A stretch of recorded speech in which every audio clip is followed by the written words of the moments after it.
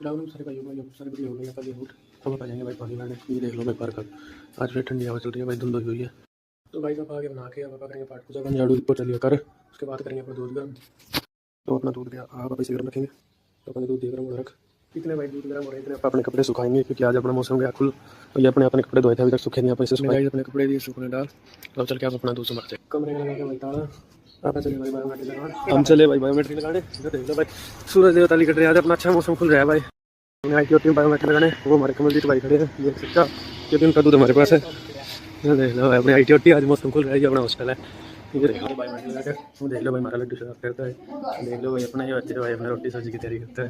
देख लो भाई रोटी बनाना, देख लो भाई शरारत करते कपड़ों के लिए। देख लो वो आ गया एक और भाई, देख लो एक और कंप्यूटर आ गया और ये देख लो दोनों आ गए।